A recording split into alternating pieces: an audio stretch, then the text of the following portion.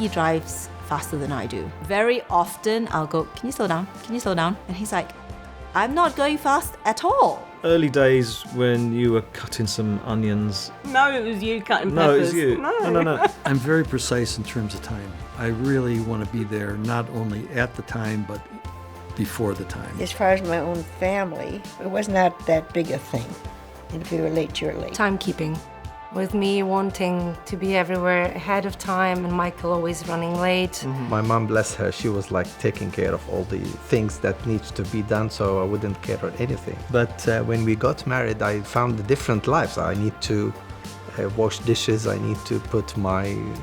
Hang your clothes. Yeah, or all those simple things. No, it was you. You were cutting it the wrong way, but you were doing peppers and you cut them short ways rather than long ways. Do you know what? I couldn't be in the kitchen after that with him. When we first got married, we went to the grocery store. I start grocery shopping in the exact same way I've always grocery shopped. I'm picking out all the regular food. He'd put back the one I got and take the cheaper one.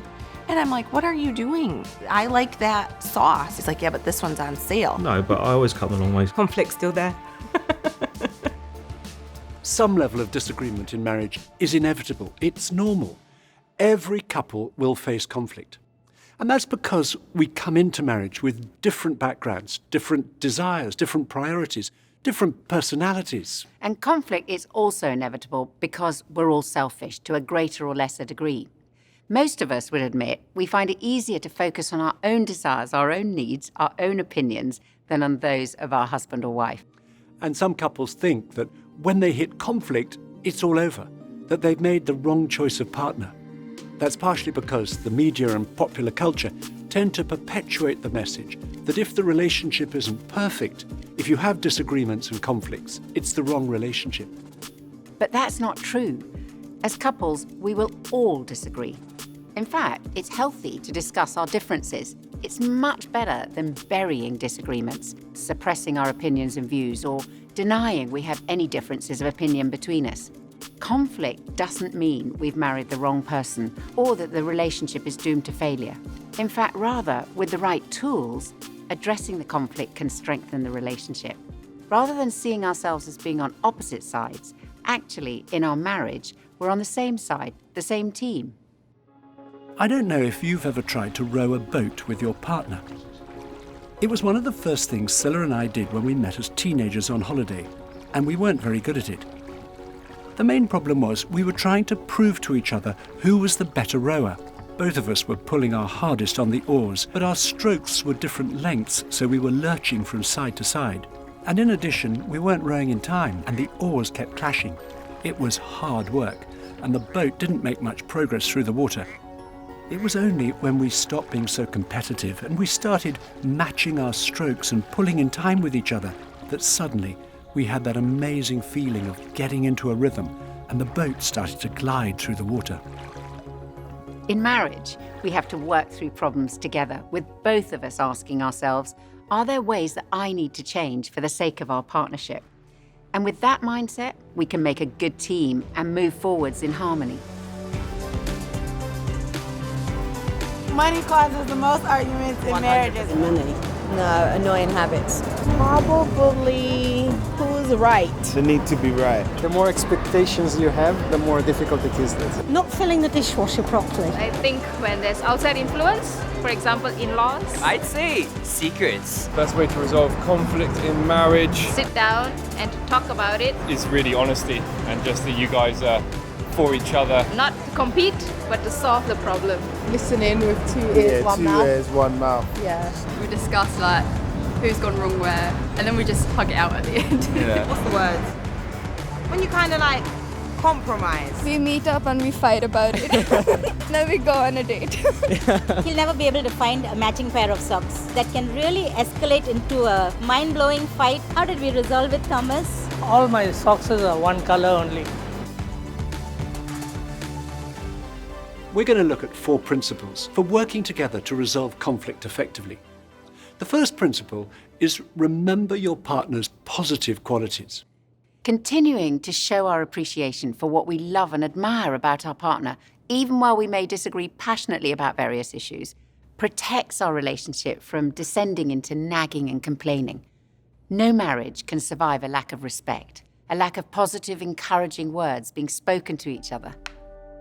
So my name is Tolu Dugbemi. I worked in the oil industry in Nigeria, and her cousin's husband was one of my workmates, and we got on really well. He says to me, his wife's cousin, he thinks would be brilliant for me, and I gave in to him and said, all right, fine, I will take her number, give me her number, I will call.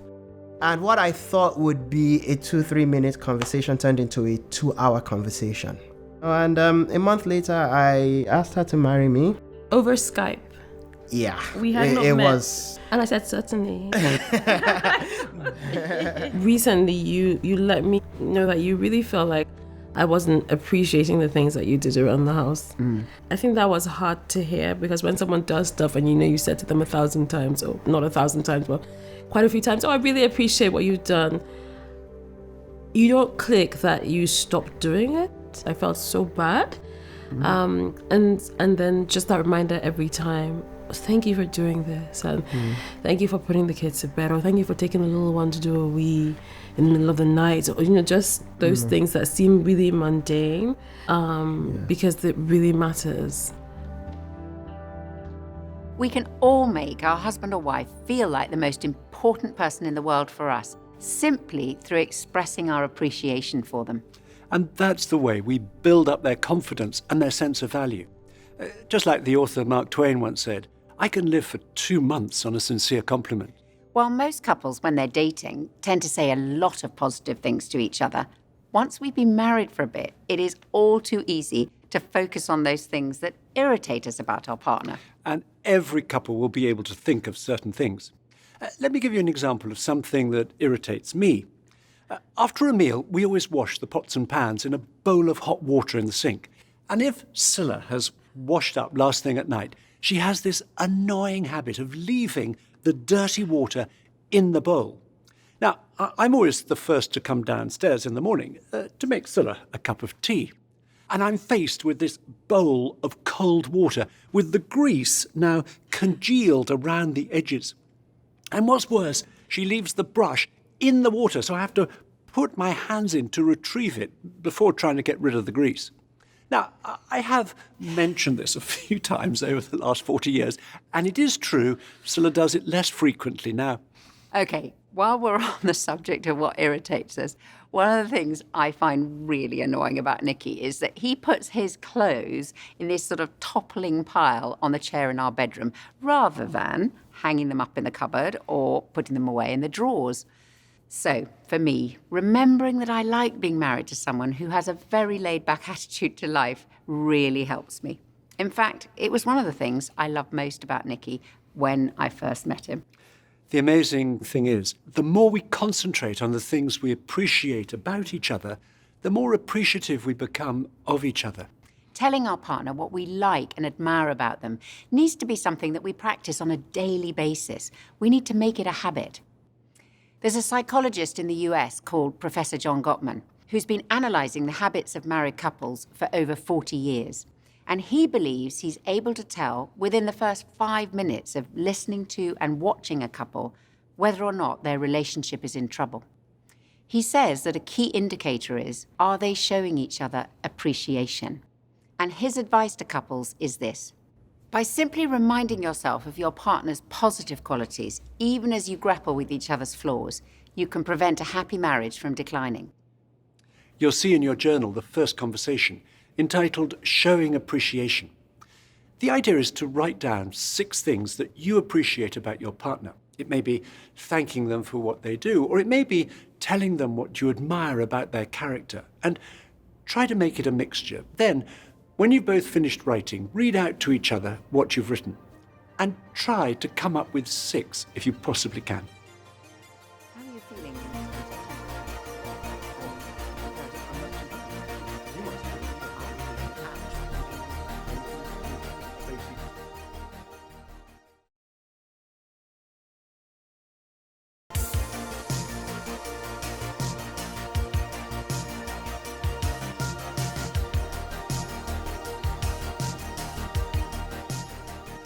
That's one of the best conversations to look back at once in a while when you finish the course.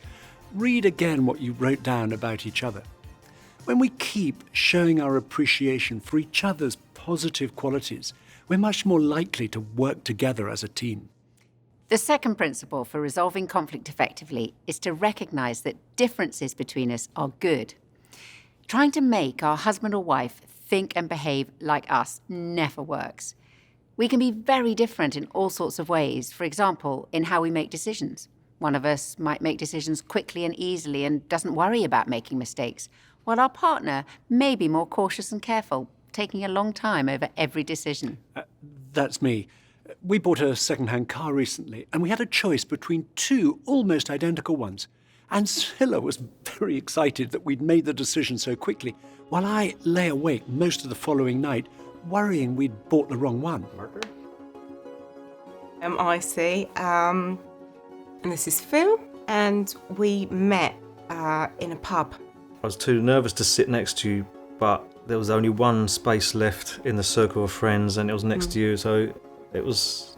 Yeah. And the rest is history. The rest is history. We are chalk and cheese, really, in really a lot are. of ways, a lot of differences. Yeah. You like staying in, I like going out. You liked R&B. I liked anything but R&B. He's need to tell a story for about 10 hours before he gets to the punchline. And I just want the ending. You like Netflix and I like BBC4 documentaries. If you put me in a room with strangers, I will make my way around. I'll hide in the corner. You're spend first, save later. I'm save first, spend later. Yeah. Spicy food. Non-spicy food. You're black, I'm white. Yeah. I can dance, you can't. No joke. Sorry, other way around. I got that wrong. Phil does the two-step. Don't do anything. Right. A major difference between many couples is how they restore their energy. And that'll depend on whether they're more extroverted or introverted. Extroverts need a certain amount of time with others. Introverts, on the other hand, need more time on their own. Another difference between an extrovert and an introvert is that extroverts tend to think out loud. That's external processing. While introverts, on the whole, like to sort out their thoughts first and then speak. That's internal processing. I'm married to an extreme extrovert, and because Scylla is often thinking out loud, I've had to learn not to react too quickly when she says something to me with great passion and conviction, as she's quite likely to change her mind and say the opposite 5 minutes later with equal passion and conviction. As an introvert, I like to work out what I think before speaking. So if we have a difficult decision, I'll typically go away by myself to think it through, and then I'll tell Scylla what I think. At which point, I tell Nicky, that is not a discussion. That is just your conclusion. But in marriage, we have to learn to accept our varying approaches. One attitude isn't better or worse than another, it's just different. And a strong marriage is where we see ourselves as a partnership, combining our strengths and helping each other in our weaknesses. As a couple, we won't just be different in terms of our personalities. We all come into marriage from different backgrounds and with different values. One example of this for us came out in our different approaches to money, as is the case with many couples. By and large, there are three choices we can make with our money. We can save it, we can spend it, or we can give it away. Now, Scylla and I have never had a problem agreeing on how much and to whom we should give money away. But with the other two options, we are poles apart. I suppose I describe myself as a natural saver. Whereas I am much more of a natural spender. Now, I don't want you to get the wrong idea. That doesn't mean I'm a compulsive shopper. Actually, I don't enjoy shopping any more than Nicky does. It's just that I find it easier to spend money than Nicky does. In fact, much easier. And that led to a lot of conflict in the early years of our marriage, with me feeling quite resentful and Scylla feeling rather guilty. And we both thought that I was better with money than Scylla. And then one day we had a really big argument, and I suddenly realized I'm not better with money than Scylla. Rather, we're better at different things with money. Nicky is much better at managing money than me. And Scylla is much better at using it.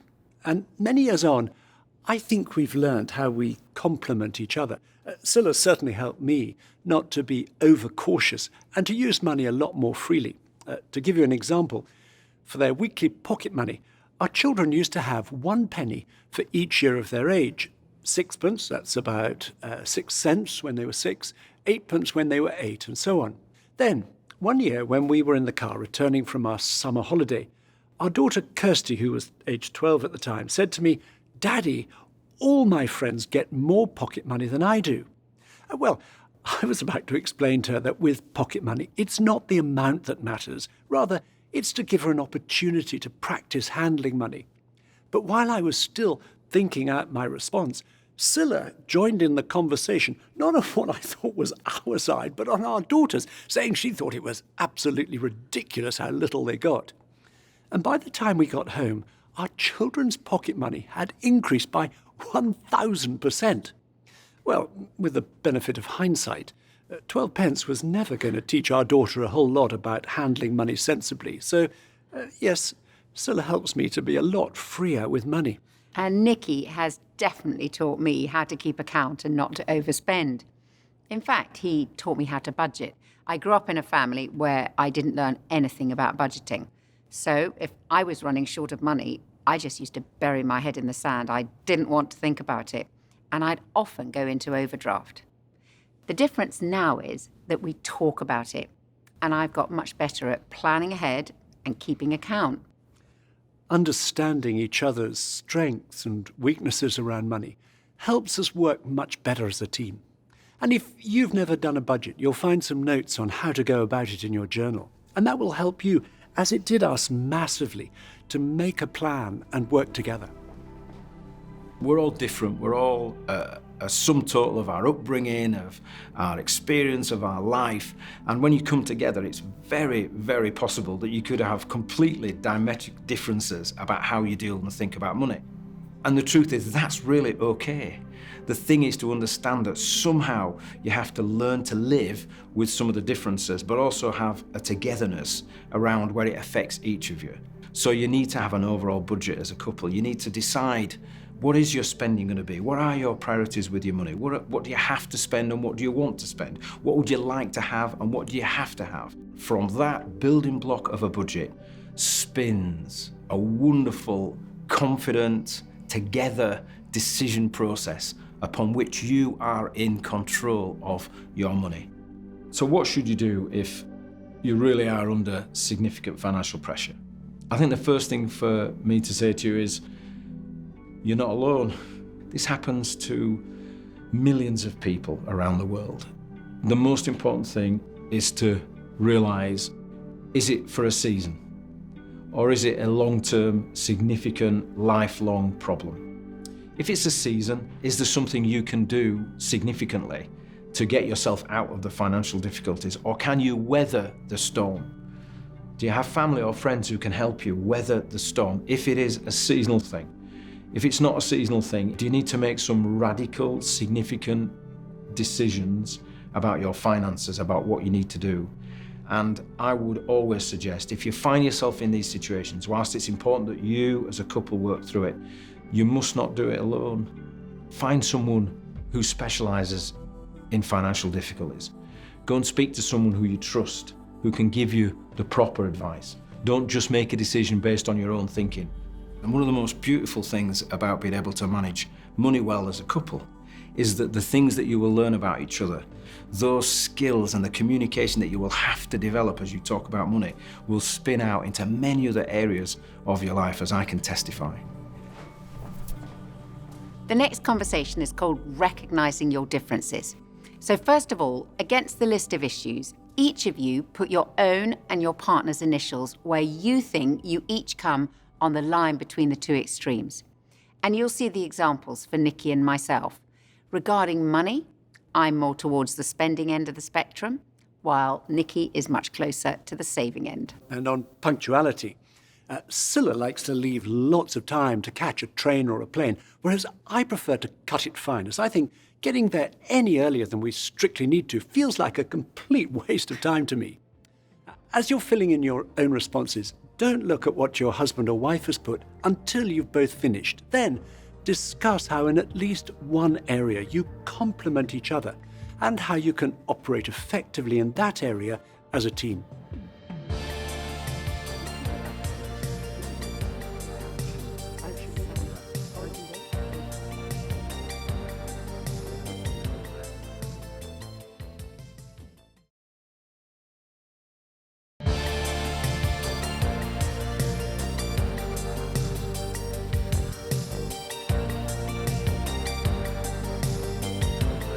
As we've said, Scylla and I have lots of differences, and we often find ourselves laughing at them.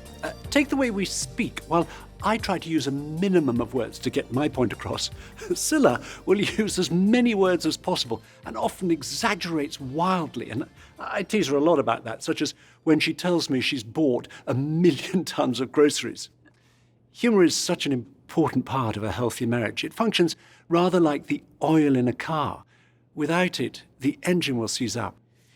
The third principle for handling conflict effectively is look for an us solution. People approach conflict differently. Some try to force their partner to do things their way. They go on the attack. Other people surrender. They may be frightened of disagreements. They want to hide, run away, or do anything to avoid confrontation. Still, other people bargain. They say, I'll do this if you do that. But that all too easily becomes, I won't do my bit because you haven't done your bit. And none of these approaches builds closeness or is effective in resolving conflict. However, there's a way that is effective, and that's through seeking a solution together. It means seeing that really we're on the same side and working together on the issue causing the conflict as a team. And sometimes that means delaying the discussion on a particular issue. I think we'd all recognise that there are bad times to try and resolve arguments.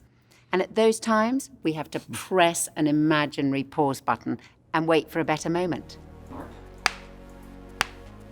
When conflict arises, I'm a fixer and I want to fix it straight away. I can't go to bed with it unresolved. Or I had to learn that you were someone that had to collect your thoughts. Process it. I had to learn that people deal with disagreement in different ways. I wouldn't always pick my timing well. I think we had to learn to we need to sit down and talk about some of these things. And also to know to put a pause on some things. Let's talk about this when we actually have the time and the space and we're not around other people. Great time to bring it up whilst other people are around. No, like... Because she just can't have a go at you. Definitely not good if it's late at night and we're hungry. Oh, dude.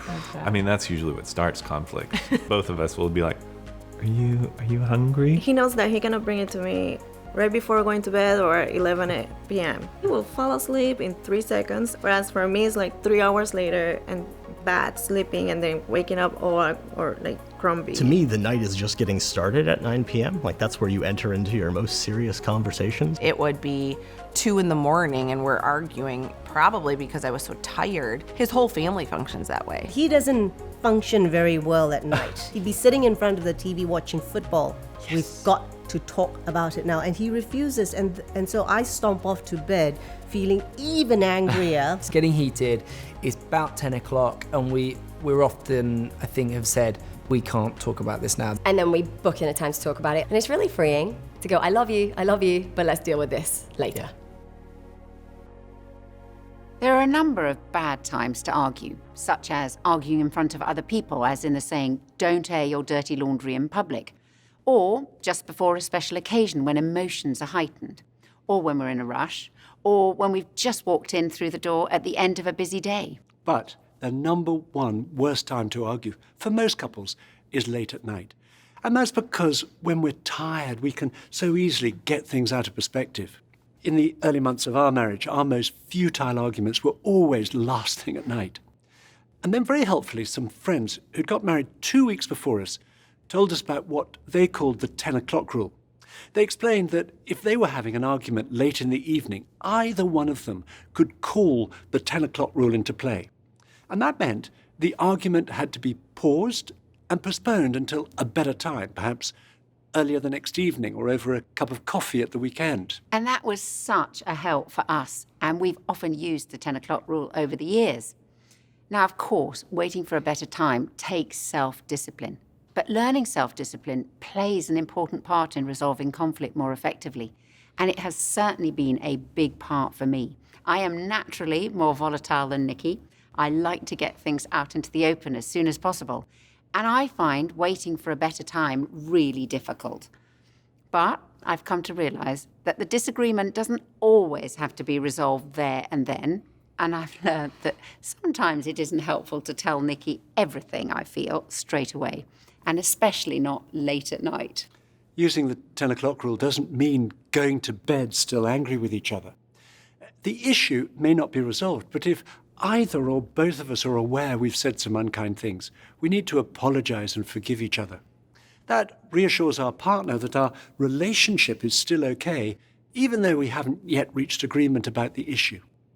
Delaying a disagreement may well involve some of us having to learn to control our temper, because if our anger is out of control, it can cause us to hurl accusations at each other in the heat of an argument, which will be highly damaging to our relationship. If you're married to someone who's rageful, it's quite terrifying. Sometimes people who have issues with rage, most of the time they're not rageful, they just have these moments where suddenly everything goes crazy. Ideally, they're not physically abusive, but they may be verbally abusive, or they might damage property around the house if they're really mad at times. And even though they may not be rageful like that all the time, what happens is the person who's married to them lives in fear of that rage, so they learn to sort of tread on eggshells around the other person. I'd say to people who are feeling that that's them, that's what they do, they are that rageful person, I would say firstly, notice that that's what you're doing, but also if you're really honest with yourself, be clear that actually you gain some benefit from behaving like that. Because if your wife or husband are scared of your rage, you kind of get to control them, you get to be in charge. And so kind of dealing with rage, beginning to manage that kind of anger requires us not only to notice how damaging it is, but also begin to come to terms with the fact that we're gaining some rewards from behaving in that way. So if you know that you have an anger problem, you're listening to this and you're thinking, oh my goodness, that's me, that's what I do, then I think firstly, don't be ashamed to seek help. And when we seek help for anger, what we're really saying is, we're not saying I want my anger to go away. What we're saying is, I want to express my dissatisfaction in a way that's good for me, good for the person I'm married to, and good for both of us in our marriage. So ideally it becomes something that's productive, and it's good, and it moves us forward. And therefore I would say, if you feel you need help, go and look for that, and don't be ashamed of the fact that that's what you're after. We're going to look now at 5 very practical steps that will help us to reach agreement and find an us solution. The first step is focus on the issue that's causing the conflict. Arguments so easily get widened and all sorts of other things get drawn in, so that sometimes we can't even remember what it was we were arguing about in the first place. Identifying and focusing on the main issue prevents disagreements escalating. Imagine a 3-seater sofa, wife at one end and husband at the other. And this contentious issue is right between us, keeping us apart and stopping us hearing each other properly or seeing each other's perspective. Focusing on the issue means taking it from between us and putting it out in front of us. Then, as husband and wife, we can move together on the sofa with nothing between us and focus on the issue that's out in front of us rather than attack each other. When we do this, we find the issue itself becomes more manageable. Take 1. My name's Jorge, and this is my wife Alexandra. We're both from Puerto Rico. We met in college. One of the things that we have found that helps our conflict resolution is visualizing that the conflict or the issue that is happening is not in between us, but in front of us. It's us as a team together trying to face that thing, that conflict or that's happening. Having a specific time when it's not urgent, it's certainly very helpful, because it lets you come with clearer ideas or a clearer understanding, and you mentally prepare that this is when we're dealing with this specific thing. It's not that I'm against him or him against me. It is us trying to solve it, and I didn't feel as burdened as. I felt like, I have somebody with me thinking about how to get better. And that really took away a lot of stress and a lot of anxiety every time that we have a conflict. The second step to reach agreement and find us solutions is use I statements. In the heat of an argument, it is so easy to say you always or you never. But when we use either of these phrases, we're labeling each other's character. A much better way of putting it is to use I statements describing our own feelings. So rather than you never do anything to help, it's much better to say, I was really upset you didn't help me with the clearing up after dinner last night. And instead of You always make us late. It's better to say, I don't like leaving for the train so late because it makes me feel really stressed. Using I statements helps us not to accuse or blame each other. And I know when I tell Nicky what I feel when I'm upset, he responds much more positively than if I attacked him with my words. The third step is listen to each other. When we're having an argument, we're usually very keen our partner understands our point of view, but less keen to understand theirs.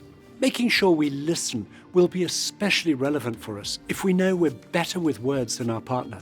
So a simple but very effective ground rule when we disagree is take it in turns to talk. The fourth step is brainstorm possible solutions. Now, this may sound unrealistic in the middle of a heated disagreement, but once you've done the first 3 steps, it's much more possible. It's amazing how many ideas we can come up with when we start discussing the issue and listening to our partner rather than attacking each other.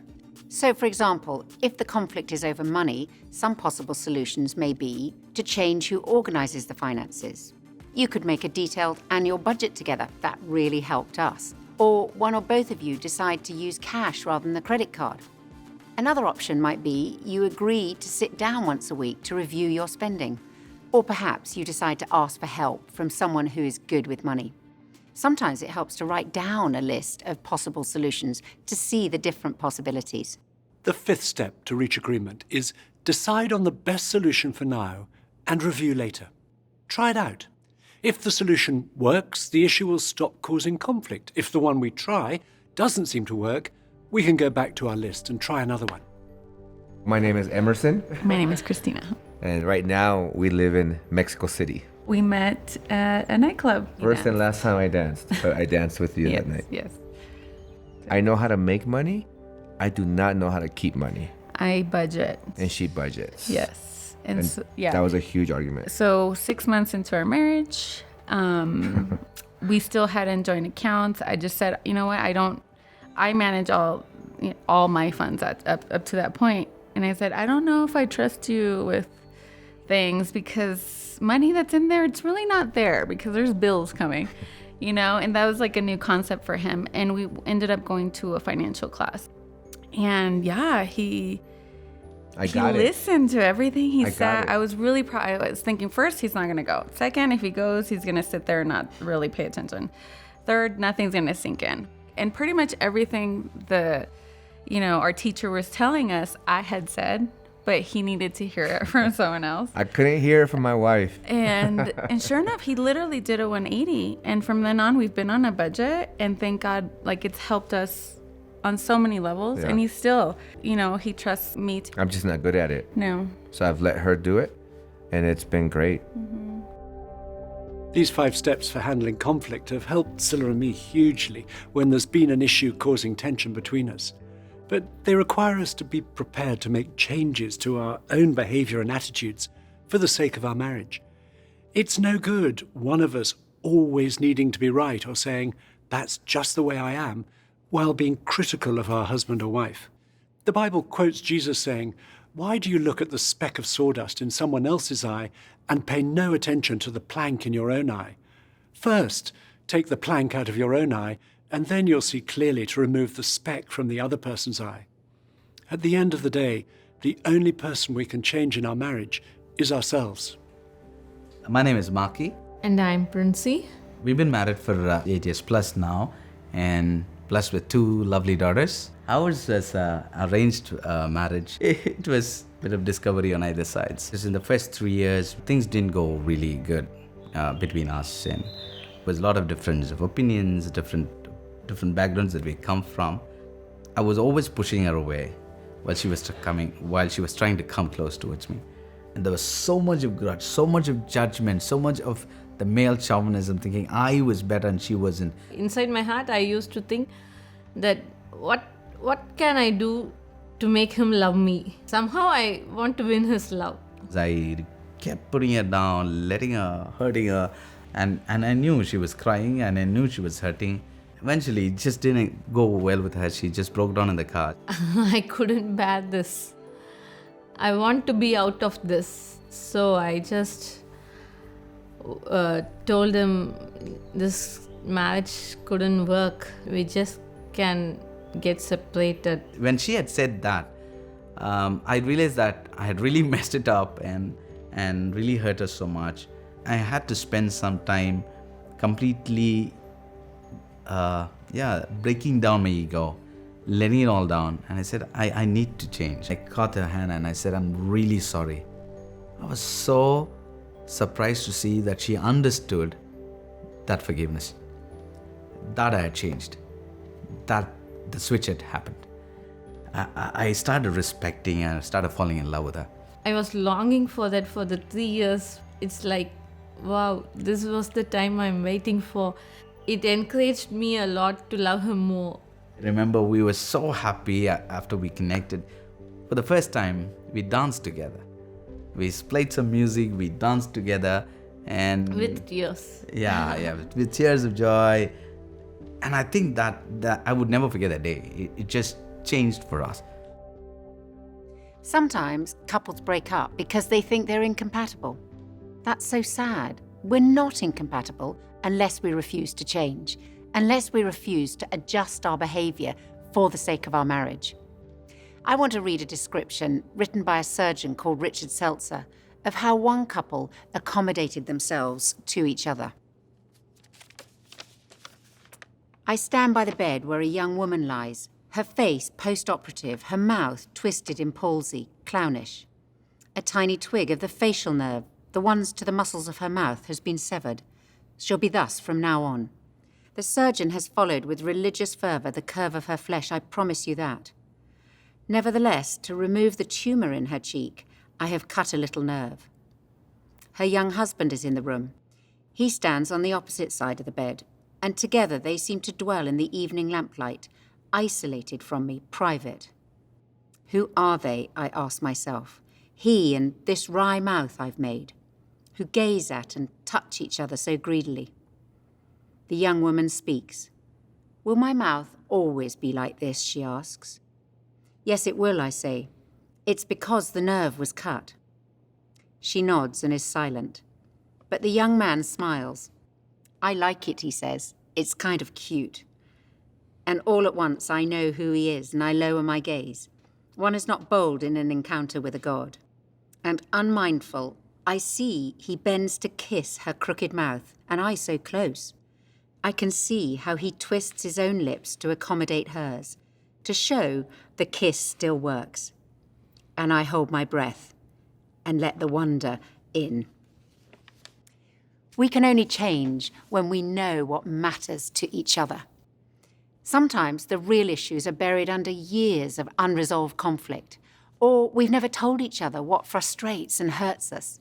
We can't assume our partner automatically knows. We must tell each other about the issues that matter most to us and why they're important to us. There's a big difference between requests and making demands. Requesting change of each other in marriage is a good thing. It's demanding change that is harmful. We want you to turn to the conversation in your journal called Using the 5 Steps. Talk about what are the good times and what are the bad times for you to try to resolve disagreements, and decide which of the 5 steps is most important for you to remember. Then each choose one issue that has caused or could potentially cause conflict in your relationship. Address one issue at a time and use the 5 steps to look for solutions.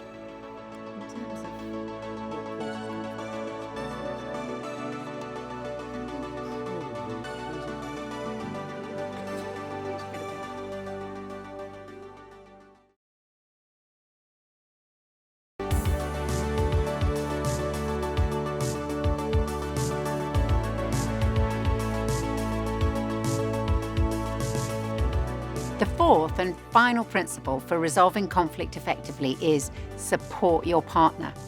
There's a fundamental difference of attitude between expecting our partner will meet all of our needs and focusing on meeting our partner's needs. Recently, I read the story of a couple whose marriage had spiraled downwards, so much so that they barely acknowledged each other anymore. Years of conflict had all but killed their marriage. One day, the husband broke down in the shower. He realized there was nothing he could do to change his wife. He'd been trying for over 20 years, but he could make some changes himself. The next morning, he asked his wife, "How can I make your day better?" She was very surprised and quite suspicious at the sudden change. So she tested him. She asked him to clean the kitchen, which he did. The next morning, he asked her the same question. "How can I make your day better?" "Clean the garage," she replied. It was a big job and he had a busy day, but he did as she asked. The following day, he asked her again, "How can I make your day better?" This time she told him there was nothing, but he persisted. He asked her every morning for 2 weeks. Finally, his wife broke down and said, "I should be asking you that." She apologized and said, "Can we just spend some time together?" Now, every day, the couple ask each other how they can make each other's day better, and their marriage has been totally transformed. Focusing not on what our partner can do for us, but on what we can do for them doesn't come naturally or easily to most of us. And for Nicky and me, it's one of the areas where our shared faith has made a big difference in our marriage. We both became Christians after going out for nearly 2 years, and a lot changed in our relationship as a result. I think in retrospect, one reason was that previously I'd been looking to our relationship and to Sila to meet all of my deepest needs. As I started looking to God for those needs to be met, it brought about a big change in our relationship.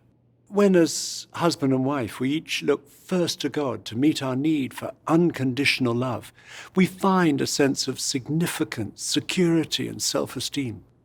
And as Sila and I experienced those needs being fulfilled in a personal relationship with God, we found we were able to focus more easily on meeting each other's needs. When I went through experience, I had cancer. And at that time, we were young and we kids like very young as well. And it was shocking to us. When this happened, all our priorities is changed and our love is changed. And we started to appreciate each and every moment together. This was quite a crucial time in our lives. I remember that I was thinking I need to be strong for Sammy and strong for myself and for the whole family. And I need to keep him focused on faith and hope and not give him a chance to be scared. Yeah, even. which you did. I wouldn't have went out from it without you. We've learned how to really trust God with our lives, with our very own lives, and not just by words. I think the major change was realizing that it's not about me. It was basically like living more for you than for myself. Sally's support during this time was incredible. It was everything. It was very special to see the vulnerable side as well of each other when things get tough and we're not holding on our defenses and when we are completely transparent in front of each other with fears. And so that brought us close to each other and getting closer to God. One practical way that Nicky and I try to support each other is by spending a few minutes each day praying with and for one another. This short time of praying isn't only about connecting with God, but also connecting with each other. We simply ask each other, what can I pray for you today? And the answer will be about very personal things, whatever's uppermost in our minds. Perhaps things we're worried about, or a difficult decision we have to make, or something to do with one of our children. And then we each say a short prayer about what the other has said. But we also recognize that we can't really pray, and almost certainly we won't feel like praying, if there's unresolved conflict between us. Because praying together is such an intimate thing to do. So sometimes before we can pray, we have to say sorry if one of us knows that we've upset the other. And often these few minutes of praying together have been the catalyst for us to understand each other better. We've certainly had to persevere and be intentional about praying together. As with our date nights, it doesn't just happen. We've had to plan this into our lives and make it a habit. Now, we don't always manage it, but when we do, it's one of the most uniting things we do as a couple. It's a time of connection, and it always makes a difference. Before we end the session, we want to give you the opportunity to ask your partner one of two questions. If you're comfortable praying, ask each other, what can I pray for you? And then pray quite simply, either aloud or silently, something like, Lord, please help my partner with whatever it is. Thank you, Lord. Amen. If you're not comfortable praying, ask your partner that question Nicky mentioned earlier, how can I make your day better? And then respond to them in a way that expresses your support.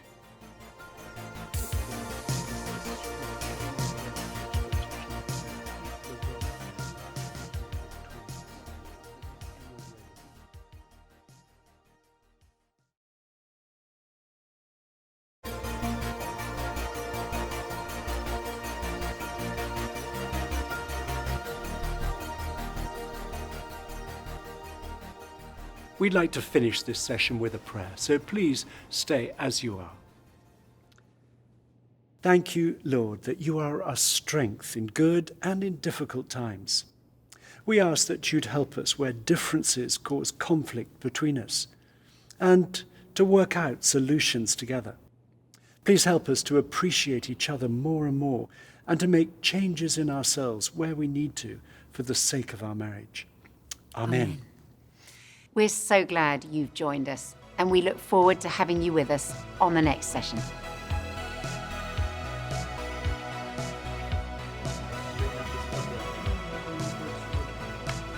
I'm a girl who wants... The thunder. I still do the bins. Oh, turn it in. I knew that was going to come up. Put the bins out. Yeah, I just wanted to say that. I think it went a little. Yes, done. Yes, done. Marriage is a little crazy. Yeah, it is crazy. This might get me into trouble. Yeah, don't do but it. No, I'm going to do it. I'm going to do it. I'm going to no, because it's fun. Maybe not. Yeah. My feet are really sweating. We didn't need to know that.